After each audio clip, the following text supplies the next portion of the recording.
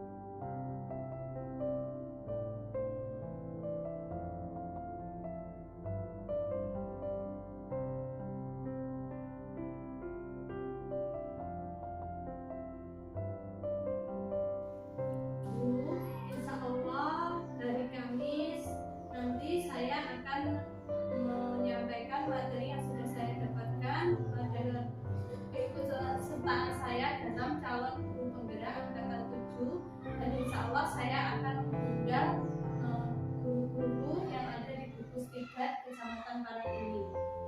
Ya, Bu Puji, semoga apa yang Bu Puji mau kerjakan semoga lancar, semoga semuanya bisa diimplementasikan ke sekolah kita, juga ke teman kita bagus. Semua dan semuanya lancar sesuai dengan Terima kasih Bu. Assalamualaikum warahmatullahi wabarakatuh. Salam sejahtera untuk kita semua. Mari kita panjatkan puji syukur atas nikmat yang Tuhan limpahkan, sehingga kita bisa berkumpul dalam keadaan sehat pada kesempatan kali ini. Ibu-ibu yang saya hormati, saya ucapkan banyak terima kasih atas kehadiran ibu-ibu semua. Saya merasa senang dan terhormat bisa hadir di hadapan ibu-ibu sekalian. Saya berdiri di sini tidak bermaksud untuk menggurui, tapi kita di sini nanti akan belajar bersama-sama selama beberapa jam ke depan. Di sini saya nanti akan mempresentasikan mengenai materi tentang budaya positif. Sebagai tugas saya dalam aksi nyata modul 1.4 budaya positif dalam keikutsertaan saya sebagai calon guru penggerak angkatan 7 di Kabupaten Kabupaten Magetan.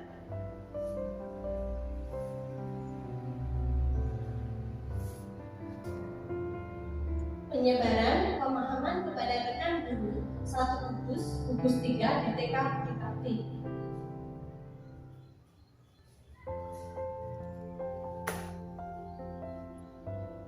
Penyebaran pemahaman dan penerapan pengalaman budaya positif. Menurut ibu-ibu, apa itu budaya positif? Monggo, kita silakan. Apa itu budaya positif? Mungkin Mbak Risma? Oke, perilaku yang baik boleh. Apalagi Mbak Daryani?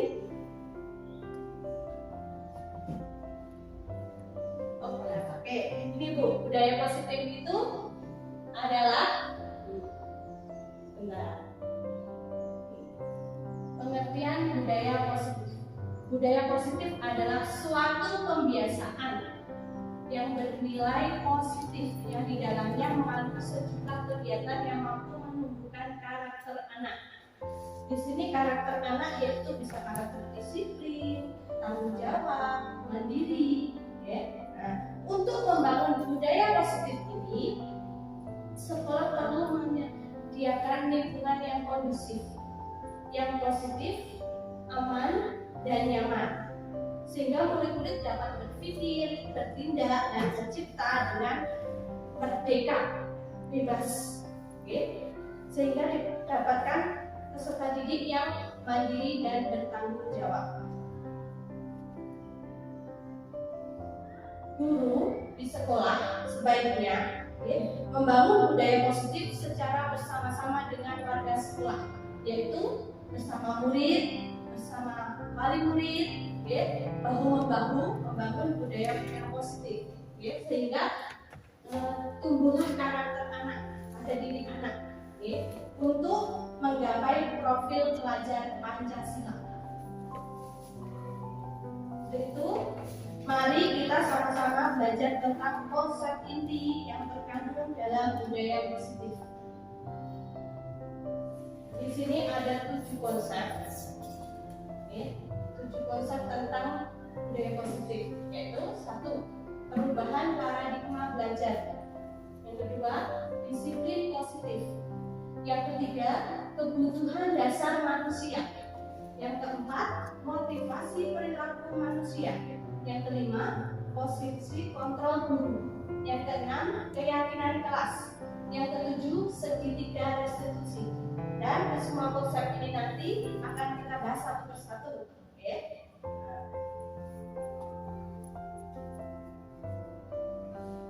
Pembelajaran dengan paradigma baru. Pembelajaran dengan paradigma baru merupakan pembelajaran yang dirancang berdasarkan prinsip pembelajaran berdiferensiasi, sehingga peserta didik belajar sesuai dengan kebutuhannya dari tahap perkembangan untuk mewujudkan profil pelajar Pancasila. Coba, prinsip berdiferensiasi itu apa sih? Siapa yang tahu? Monggo. Mungkin ada yang tahu? Apa Bu Risma? Belum. Oke. Prinsip berdiferensiasi adalah setiap peserta didik itu dijadikan sebagai subjek, bukan objek, diberikan kesempatan untuk belajar sesuai dirinya, tidak ada paksaan pada diri anak, sehingga terwujudlah profil pelajar Pancasila. Nah, di situ sudah ada profil pelajar Pancasila. Ada berapa ibu-ibu? Ada berapa? Ada 6. Yang pertama yaitu beriman, bertakwa kepada Tuhan Yang Maha Esa dan berakhlak mulia. Beriman ini identik dengan anak itu berakhlak dan berhubungannya dengan Tuhan Yang Maha Esa itu sebagai mengetahui bahwa hubungan dengan Tuhan Yang Maha Esa itu sebagai pencipta. Tidak hanya itu saja, berkaitan dengan bagaimana para murid itu memahami agama dan kepercayaannya. Kemudian yang kedua, berkebinekaan global. Ada yang tahu mungkin berkebinekaan global?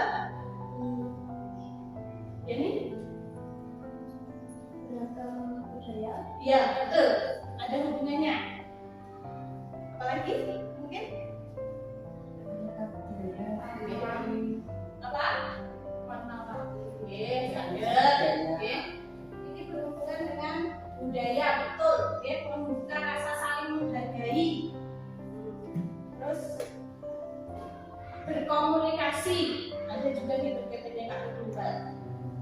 Kemudian yang ketiga, bergotong royong. Kalau bergotong royong apa? Ayo coba. Mungkin tahu Kak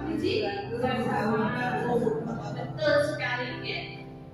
Kegiatannya dikerjakan dalam secara berkolaborasi, bergotong royong agar berjalan lancar, mudah dan ringan. Terus kreatif. Kalau kreatif itu apa? Coba siapa yang tahu? Kreatif berat. Ya, bisa. Apalagi Ibu? Kalau kreatif itu berhubungan dengan sesuatu hal yang baru, ya, cipta, ya, kreatif. Kemampuan untuk memodifikasi atau menghasilkan sesuatu hal yang baru.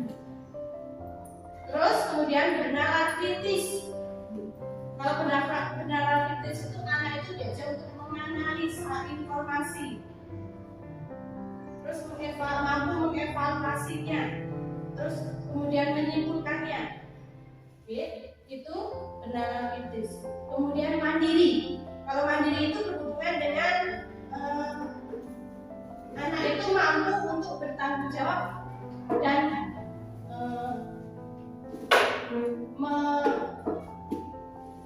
tanggung jawab atau proses hasil belajarnya mampu disampaikan. Yang ketiga yaitu miskonsepsi tentang makna teori kontrol. Miskonsepsi itu apa? Mungkin ada yang tahu? Miskonsepsi itu salah pemahaman. Ya, salah persepsi. Oke. Salah pemahaman tentang makna teori kontrol. Di sini satu ilustrasi guru mengontrol murid. Oke. Di sini kita sebagai pendidik tidak diperbolehkan untuk memaksa anak. Mungkin suatu ketika kita paksa anak itu mau melakukan, itu tidak apa-apa. Tapi suatu saat, akan membuat anak itu merasa tidak mau dikontrol lagi, seperti itu. Kemudian ilusi bahwa semua penguatan positif, efektif dan bermanfaat, itu salah. Penguatan positif itu seperti bujukan, rayuan, itu sebenarnya tidak diperlukan. Kenapa? Karena suatu saat anak itu tidak mampu untuk menyelesaikan masalahnya sendiri. Dia bergantung atas pendapat gurunya. Apa-apa gurunya, seperti itu. Kemudian ilusi bahwa kritik dan membuat orang bersalah dapat menguatkan karakter. Menggunakan kritik dan membuat orang merasa bersalah, itu mengontrol anak pada identitas yang gagal. Mereka belajar untuk merasa buruk tentang diri mereka. Mereka mengembangkan dialog diri yang negatif. Kadang-kadang sulit bagi guru untuk mengidentifikasi bahwa mereka melakukan perilaku ini, karena seringkali guru cukup menggunakan suara halus untuk menyampaikan pesan negatifnya. Misalnya contoh saja, kamu itu salah, tidak boleh kamu melakukan ini. Nanti anaknya merasa jadi tidak diperbolehkan mengkritik, membuat anak merasa bersalah. Terus yang kemudian ilusi bahwa orang dewasa memiliki hak untuk memaksa. Tidak diperbolehkan di buku kita memaksa anak. Banyak orang dewasa berkata, ayo kamu lakukan ini, ayo kamu kerjakan ini. Itu tidak diperbolehkan. Itu tidak membebaskan anak. Suatu ketika nanti masa depan anak itu terganggu kalau kita sering-sering memaksa anak. Seperti itu.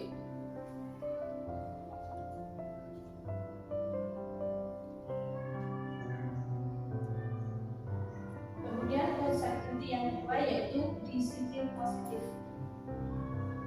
Disiplin positif adalah salah satu cara penerapan disiplin yang bertujuan menumbuhkan kesadaran serta memberdayakan peserta didik tanpa adanya penghargaan, imbalan atau ribet, ancaman atau hukuman. Apa tujuan Tujuannya menciptakan peserta didik yang memiliki disiplin diri, yang mengacu pada nilai-nilai kebajikan universal dan memiliki motivasi intrinsik dalam perubahan ke arah yang lebih baik. Untuk nilai-nilai kebajikan universal, ini nanti akan dibahas di belakang. Sebagai contoh saja, nilai-nilai kebajikan universal itu seperti profil pelajar Pancasila, ada mandiri, kreatif, bergotong royong, kemerdekaan global, seperti itu. Nah, ini contoh nilai-nilai kebajikan universal. Ada pada profil pelajar Pancasila yang sudah kita bahas tadi, yaitu beriman, bertakwa kepada Tuhan Yang Maha Esa dan berakhlak mulia, mandiri, bernalar kritis, berkebinekaan global, bergotong royong dan kreatif. Kemudian dari Ibu Primarius Program atau PIP, toleransi, integritas, mandiri, menghargai, antusias, empati, keingintahuan, kreativitas, kerjasama, percaya diri, dan komitmen. Terus 9 pilar karakter.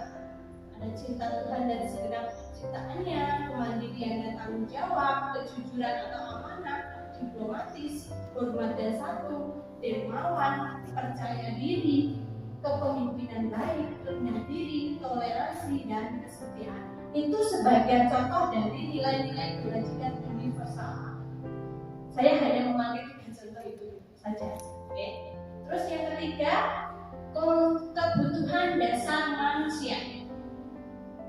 Segala sesuatu yang kita lakukan untuk mendapatkan apa yang kita inginkan, dan segala tindakan yang kita lakukan memiliki tujuan tertentu, dan semua usaha terbaik yang kita lakukan adalah dalam rangka agar kebutuhan dasar kita terpenuhi dengan baik. Coba Bu, sebutkan contoh kebutuhan dasar manusia. Coba. Kamu apa? Oke, apa? Pindah. Oke, apa Bu?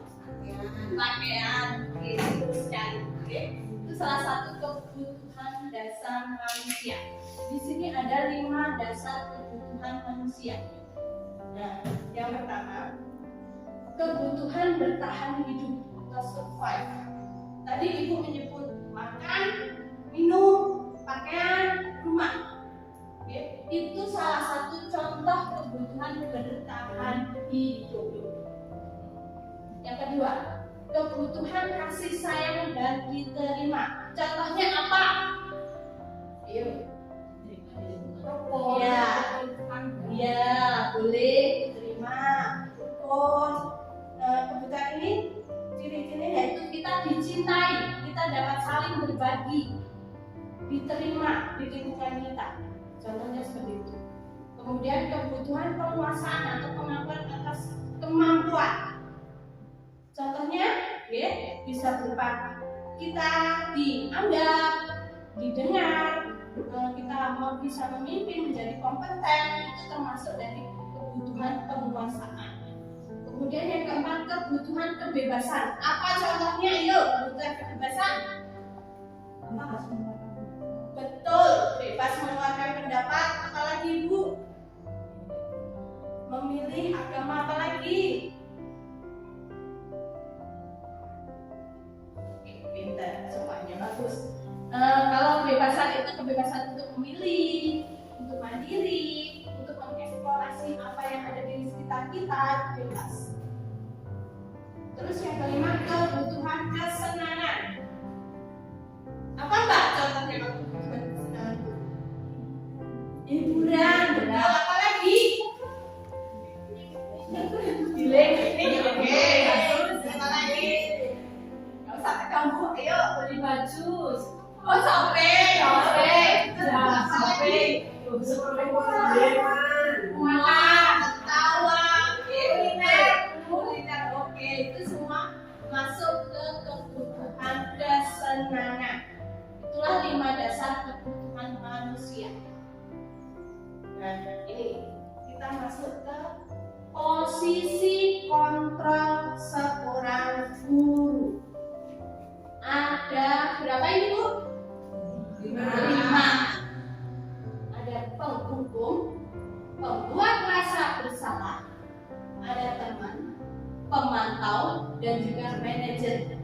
Coba Bu, menurut Ibu semua, dari kelima posisi kontrol ini, coba untuk satu contoh saja Bu Iji. Bu Iji memilih sebagai posisi kontrol yang mana? Dari kelima ini, teman. Oke, Ibu Anas? Sama, teman. Oke, Bu Titi? Sama. Mungkin ada yang lain? Nanti kita bahas satu-satu. Mungkin ada yang lain? Ada? Oke, kita bahas satu-satu ya Bu. Oke. Yang pertama, posisi kontrol sebagai penghukum. Ini memiliki ciri ya, menggunakan hukuman fisik atau verbal. Ya, berupa kalau verbal itu berupa ucapan, kadang kasar. Kedua, sekolah merupakan tempat untuk menekan murid dengan hukuman. Ya. Terus yang ketiga, nada suara tinggi, mata melotot, jari menunjuk-nunjuk atau mengadik. Misalnya, kamu itu ya, sudah Ibu bilangin, tetap saja membuat kesalahan. Seperti itu posisi kontrol penghukum. Nah, kalau kita sering menerapkan posisi kontrol sebagai penghukum, ya, apa yang akan kita dapatkan? Suatu saat kita akan menciptakan murid yang marah, gampang emosi, mendendam, dan juga agresif. Itu posisi kontrol sebagai penghukum. Yang kedua, posisi kontrol membuat merasa bersalah. Ciri-cirinya bersuara lembut, memelas, sedih, lesu, bahasa tubuh lebih merapat pada anak. Kamu itu salah. Ayo dong perbaiki perbuatan kamu seperti itu. Oke, anak di sini ditekan. Oke, dia merasa tertekan. Kalau dia merasa ini salahku, jadi seperti itu. Dia merasa bersalah, gagal. Oke, tidak mampu menjadi siswa yang diharapkan, menjadikan murid itu tertekan. Itu posisi kontrol membuat merasa bersalah. Kemudian yang ketiga, posisi kontrol yang ini dilihat dulu semua sebagai teman. Di sini guru tidak akan menyakiti murid. Guru menggunakan hubungan baik atau bercakap-cakap secara humor, tertawa, bahagia. Nada suaranya ramah, akrab, bercanda, senyum, dan merapat pada anak. Tetapi posisi kontrol sebagai teman terkadang berdampak positif dan juga negatif.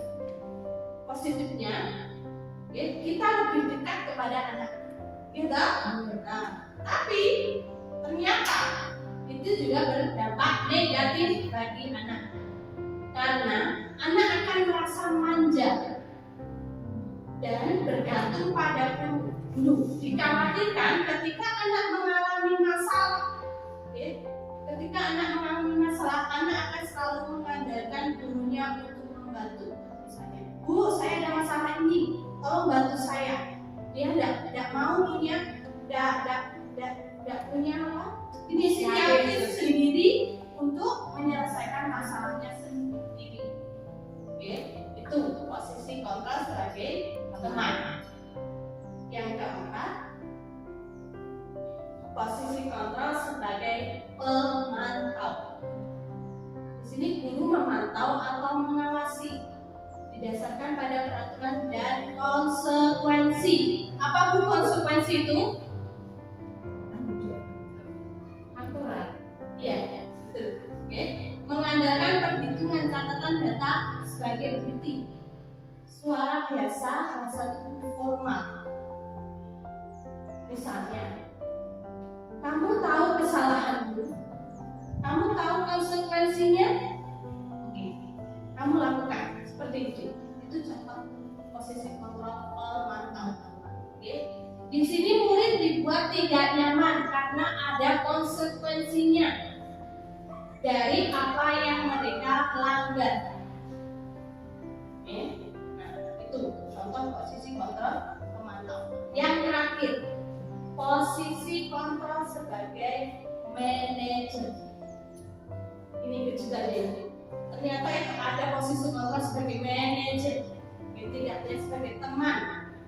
Kalau posisi kontrol manajer ini lebih ke tingkatannya lebih tinggi, sudah di atasnya posisi teman dan juga posisi pemantau.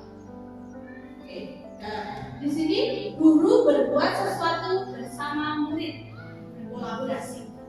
Yang kedua, guru mempersilahkan murid mempertanggungjawabkan perilakunya, mendukung murid agar dapat menemukan solusi atas permasalahannya sendiri. Manajer memiliki tekanan di posisi di atasnya teman dan juga pemantau. Nada suaranya tentu halus, tulus, bahasa tubuh tidak kaku, mendekat dan fokus pada murid. Sabar Bu, intinya.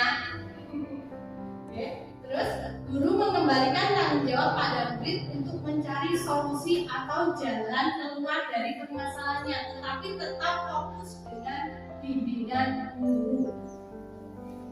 Kalau kita sudah memposisikan diri kita sebagai manajer, murid kita nanti akan mandiri, merdeka, dan juga mampu bertanggung jawab.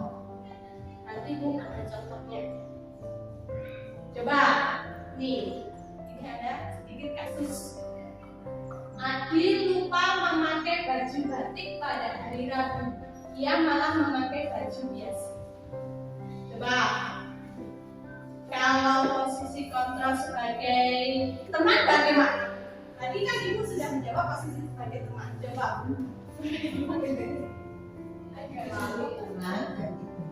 Oh, Adi disuruh dari baju. Oke. Apa Ibu coba? Kenapa kalau bajunya nggak seperti biasanya hari ini udah? Terus, coba Bu.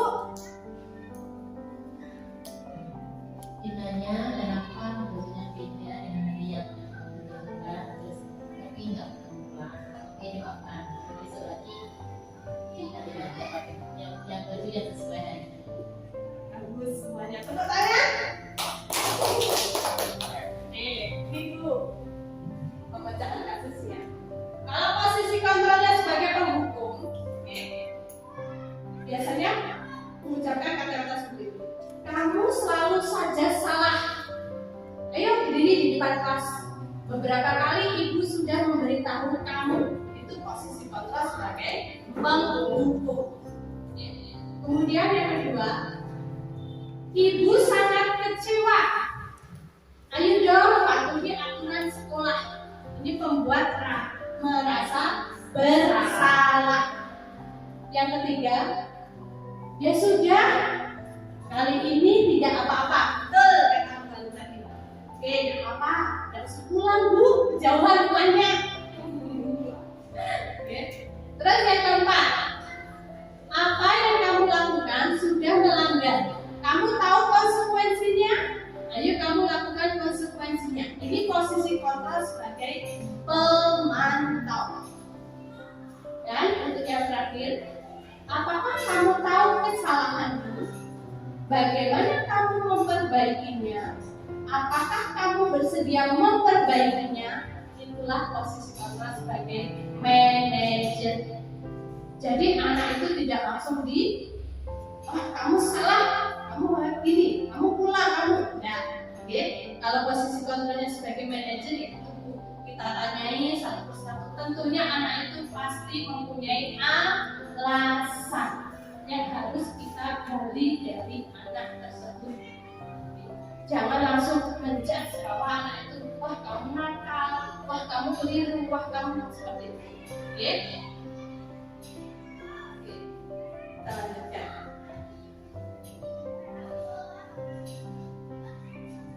Motivasi perilaku manusia. Motivasi perilaku manusia itu ada dua, motivasi intrinsik dan ekstrinsik. Kalau intrinsik itu motivasi menjadi diri sendiri ke arah yang lebih baik dan mempunyai kesadaran diri.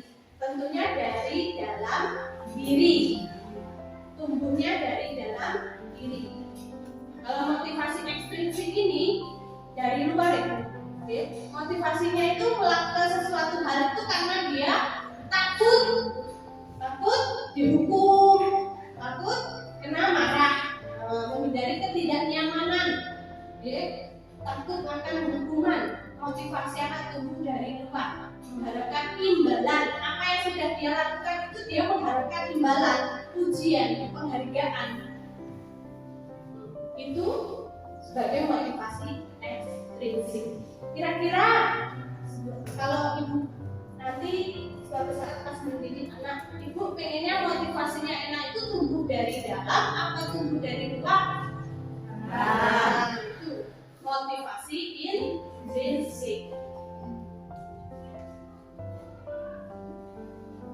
Perbedaan hukuman, konsekuensi, dan restitusi. Kalau hukuman itu tidak terencana, tiba-tiba, anak tidak tahu apa yang akan terjadi. Bersifat satu arah, guru yang memberikan. Hukuman diberikan berupa fisik atau fisikis dan kata-kata yang kasar. Kamu itu salah, ambil tangannya menunjuk seperti tadi. Kalau konsekuensi itu sudah terencana, awalnya sudah disepakati bersama, disepakati bersama. Apabila anak melanggar, ya konsekuensinya harus dilakukan seperti itu. Itu konsekuensi. Kemudian ada yang baru yaitu restitusi. Restitusi itu proses menciptakan kondisi murid untuk memperbaiki kesalahan mereka. Proses yang mengajarkan murid untuk mencari solusi dari permasalahannya sendiri. Itu namanya restitusi. Nanti ada segitiga restitusi. Harus dicobakan.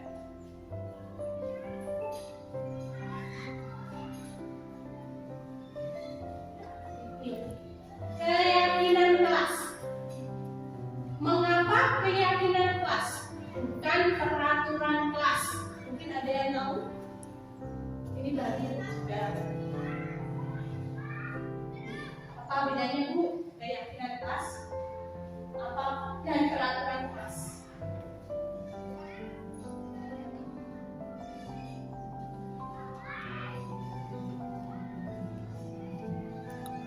Ini Bu bedanya.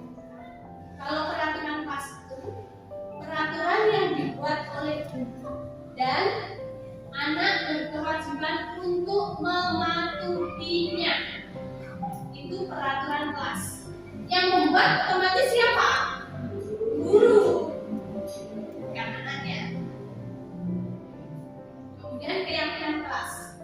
Nilai-nilai kebajikan tadi Bu, kebajikan universal tadi, yang mandiri, mau belajar Pancasila tadi, yang dibuat guru dengan siswanya untuk disepakati dan dipatuhi oleh siswanya sesuai keyakinan yang telah disepakati bersama.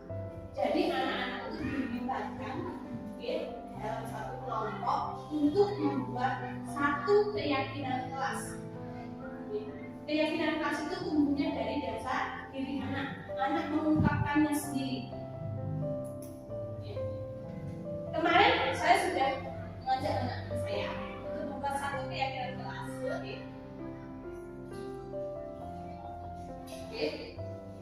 Bersama anak-anak, nanti ada contohnya. Sekarang pembentukan keyakinan kelas. Bagaimana sih membentuk keyakinan kelas itu? Di sini bersifat abstrak, berupa pernyataan universal, dibuat dalam bentuk kata-kata positif. Jadi kata dilarang, tidak boleh, tidak digunakan.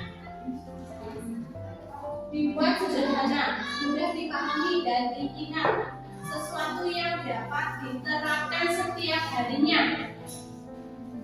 Dan semua warga sekolah dilibatkan. Siapa saja warga sekolah tadi, Bu? Guru,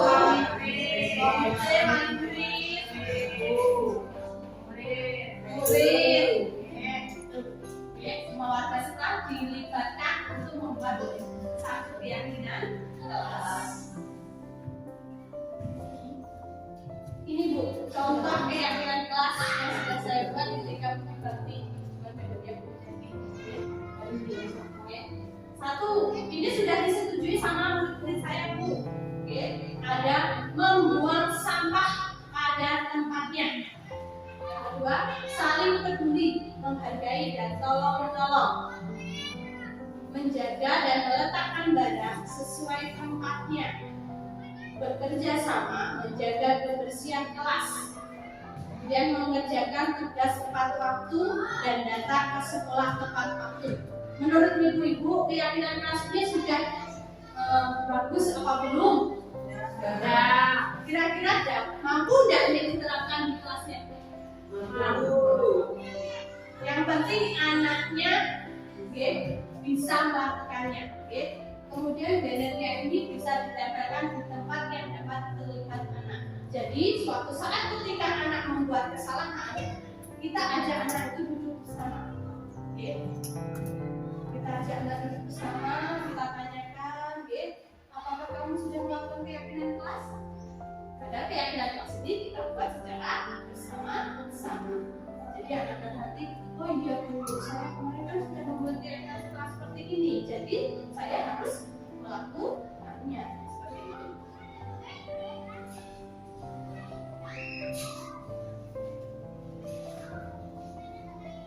Ini Bu, yang yaitu segitiga restitusi.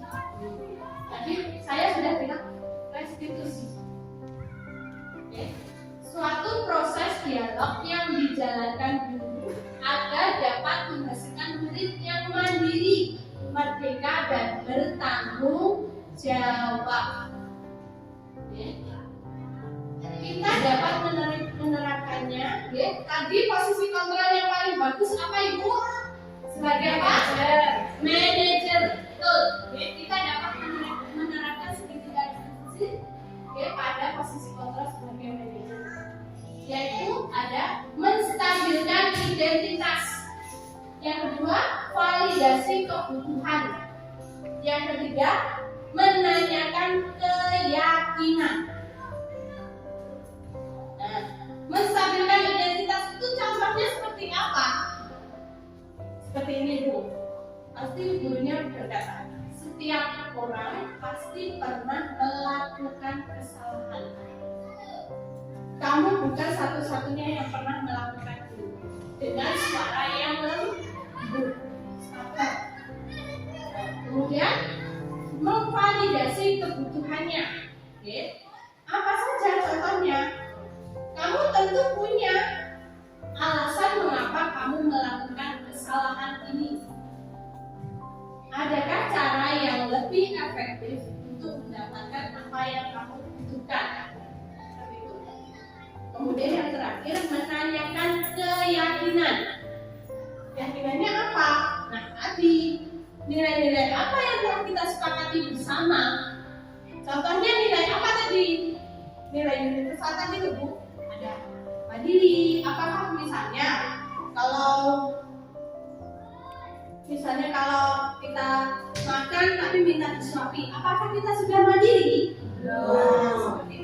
Kita tanyakan keyakinannya. Kamu ingin menjadi orang yang seperti apa? Itu contoh dari menanyakan keyakinan. Jelas ketika restitusi.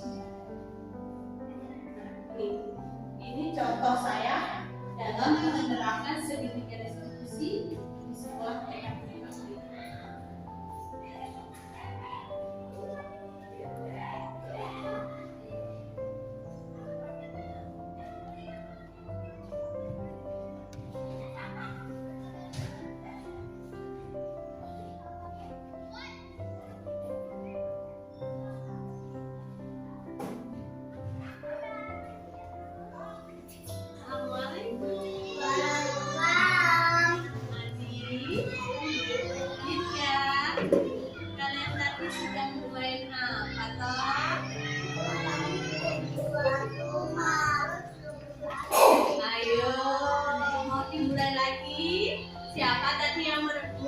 jujur.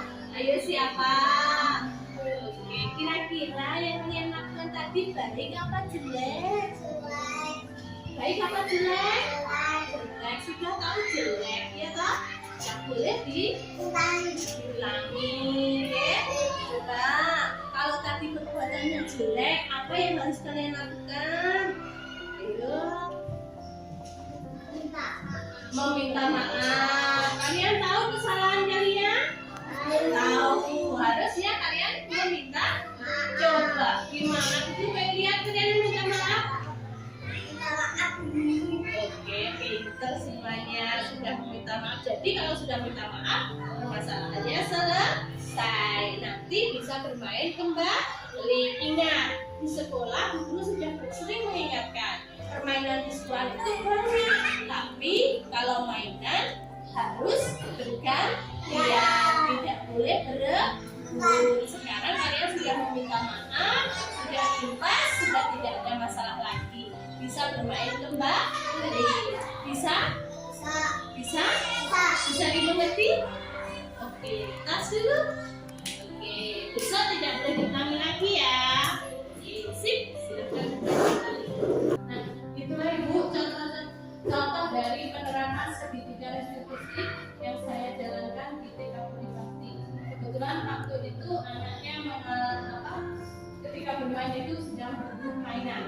Nah, di situ saya menerapkan segitiga restitusi dan alhamdulillah anak-anak itu senang. Oke, kita dapat menggali menggali semua pendapat dari anak. Ini Bu sudah selesai untuk penyampaian materi tentang budaya positif yang sudah saya dapatkan dalam saya mengikuti pendidikan calon penggerak angkatan di Kabupaten Magetan. Mungkin ada yang dipertanyakan, mau bertanya? Atau sudah cukup? Oke, terima kasih. Ya. Materinya sudah saya sampaikan semuanya di buku.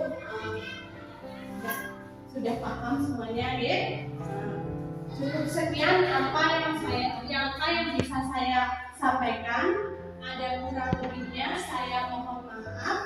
Sekian, wassalamualaikum warahmatullahi wabarakatuh. Guru penggerak, mohon diberikan Bu. Guru penggerak, bergerak,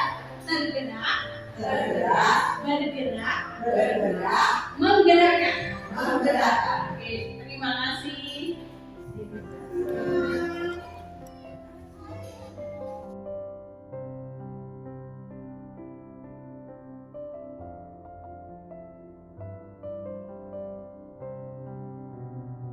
Assalamualaikum warahmatullahi wabarakatuh.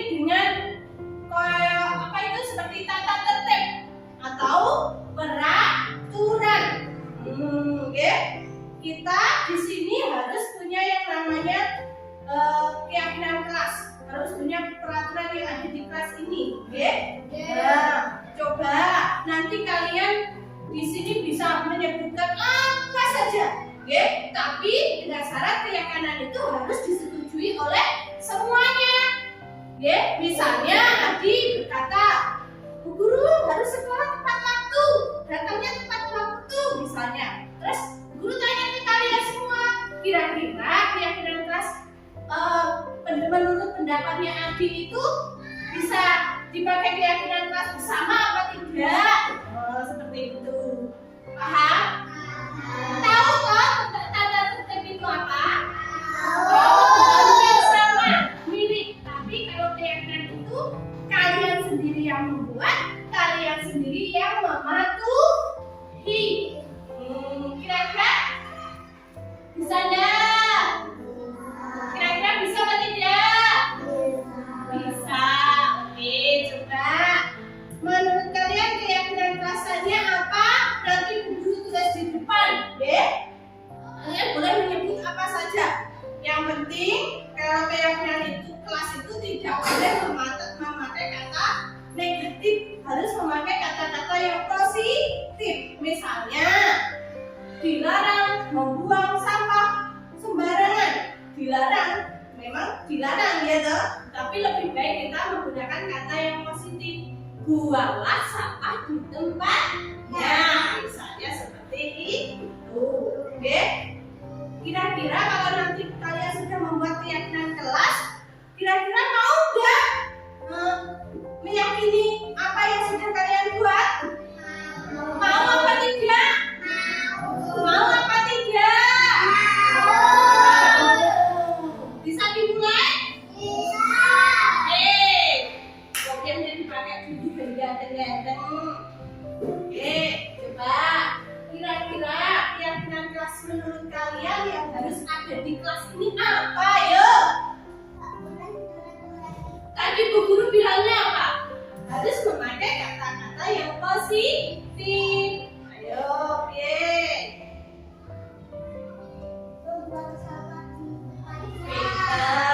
Ini satu ya, satu. Membuang sampah pada tempatnya. Kira-kira apa lagi? Pintar. Nah.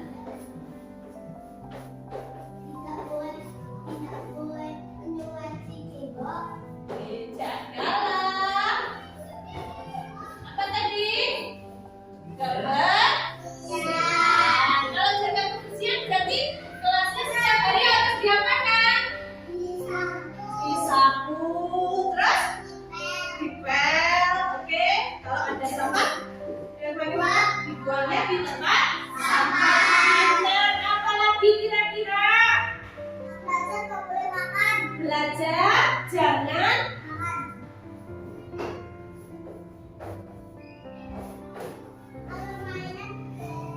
pintar. Kalau belajar jangan sambil makan.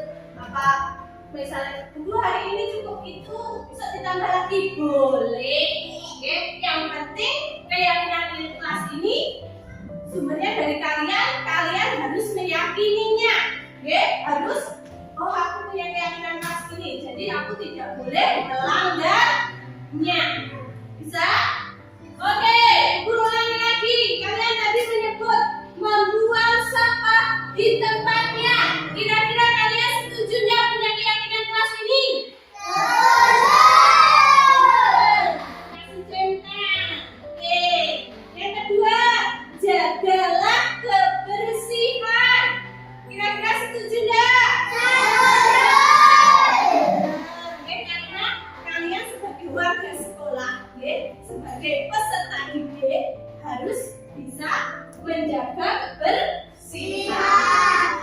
Yang ketiga, kalau belajar jangan sambil makan. Karena benar apa tidak? Meyakini apa tidak? Lagi yang keempat, kalau mainan harus dibereskan. Yakin apa tidak? Soalnya kenapa? Kalian yang memainkan mainannya. Kalau mainannya berserakan dan kalian bereskan, nanti kelasnya bagaimana? Mainannya di mana-mana berserakan, tidak rapi. Meyakini nggak untuk yang keempat ini? Yang kelima, jangan bermain ketika belajar.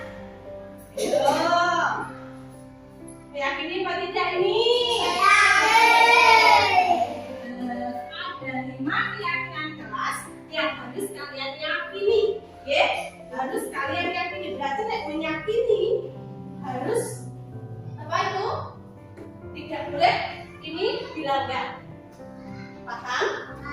Karena yang membuat kalian berarti kalian yang harus mematuhinya, menjalankannya. Oke? Paham? Nanti kalau kalian melanggar salah satu, misalnya kalau ada yang sedang bermain terus berebutan dan mau mengembalikan, guru akan membutuhkannya ke kalian. Kalian yang kelas salah satunya kalau bermain harus dibereskan. Kenapa ini tidak dibereskan? Biar guru tinggal tanya nanti suatu saat. Oke? Oke? Terus lagi, membuang sampah pada tempatnya. Jagalah kebersihan. Kalau belajar jangan sambil makan. Kalau mainan harus dibereskan. Jangan bermain ketika belajar. Setuju? Semuanya. Oke, terima kasih. Kita punya 5 keyakinan kelas yang harus kita jalankan bersama-sama. Sanggup apa tidak?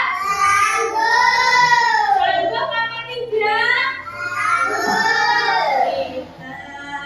Oke, terima kasih. Untuk hari ini kita lanjutkan belajar kembali.